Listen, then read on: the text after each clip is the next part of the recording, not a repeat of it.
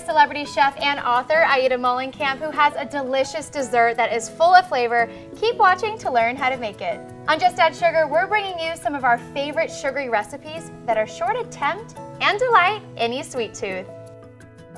All right, Aida, what is the story behind your spiced apple-cranberry biscuit pie? Well, they're hand pies, so you can have individual servings. Oh, love that. When I grew up, there was a family friend who made a pie kind of like this. Apples, cranberries, pecans, and I realized I just wanted it back in my life. So I recreated it in bite size so you can have it for dessert and also for breakfast. Or a snack. Or a snack, or like kind of any meal of the day. I love that. Yeah. So it starts out with this, frozen cranberries. Okay. And then you just add in some fresh apple juice.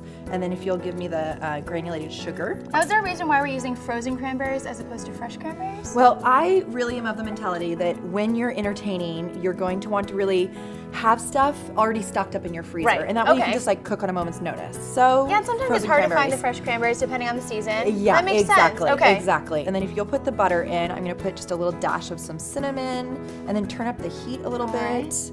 And I like putting in some good maple syrup to like really bring home that kind of just really comfort food. Well, the flavors of syrup is just so rich and delightful. And then the flour. All the flour? You're gonna add about 2/3 of that. And so what we're gonna do is bring this up to high, let it boil, and then as the cranberry starts to pop and kind of get like cranberry sauce compote-y, then we'll add in some green apples. Great. So just go ahead and give it a stir. And really, I make this all throughout the fall, the holidays, into the winter. And what I do is I use the frozen cranberries, I keep the refrigerated biscuits in my place, and then whenever I want to make it, I'm like totally ready to go at a moment's notice. Instant, easy home meal. So what are we looking for in the cranberries? So what you want to do is cook them until they're about half the way broken down. Then it's time to add in those Granny Smiths. And why did you decide to choose Granny Smith apples? For me, the tartness of the Granny Smith with all the maple syrup and the sugar just really balances things out. In fact, we actually need a little bit of lemon juice to kind of drive home the sweet-sour balance. Allow me. But there's gonna be so many layers of flavor with this. Exactly, and actually another way to boost the layers of flavor is a little bit of salt. So we're gonna let these cook until the apples are just starting to soften. Okay. Remember, they're gonna go into the oven, so we don't need them like totally mushy at this point. All right, so now that our cranberry apple filling has cooled, what do we do now? So you're gonna add in the pecans, if you'll do the honors, and then a little bit more flour so that it really like thickens and is just perfect once it's all baked together. In the meantime, while you're letting this cool, you can go ahead and open up the refrigerated biscuits. You're gonna have to cut each biscuit in half. So there are 8 in here, and we want 16 total discs. All right, so Aida, I'm gonna cut these in half again. Exactly. Okay, so a serrated knife really is the trick. It's the absolute key. And then this is going to be the top and the bottom of your little hand pie.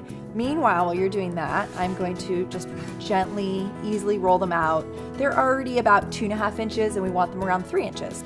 And what I really like about this, you can stop this recipe at so many points. It's like very, very make ahead. You could assemble them and then freeze them. Oh, okay. Even up to like a month ahead, and then just bake them at a moment's notice. Can I start the fun part in filling it? Yes, you can. So put in about, about a couple tablespoons worth. I'd say 2.5 tablespoons is what you're going for. Go ahead and just put a little bit of some cream right around the edges like this to make sure it really stays shut.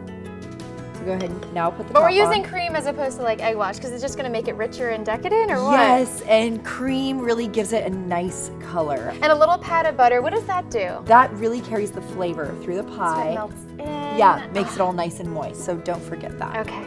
These are like jumbo raviolis. It's totally an apple-cranberry ravioli. Crimping those edges. And this warms up really quickly, so what I like to do is just kind of work one at a time, keep the rest of the dough refrigerated, and then you're bringing it out and it really crimps up really nicely when you do that. A lot easier to work with. The finishing touch with these before you really can call it done is that you're going to put little vents in the top. Oh my gosh. And it gives it that real nice homey thing. And also, when the filling is perfectly cooked, it'll bubble up and you'll just know. Get a peek of the red and the cranberry. Exactly. If you have the time, you don't have to do this, but if you have the time, just freeze these for about 15-20 minutes before you put them in the oven, and then they'll just really look that much prettier.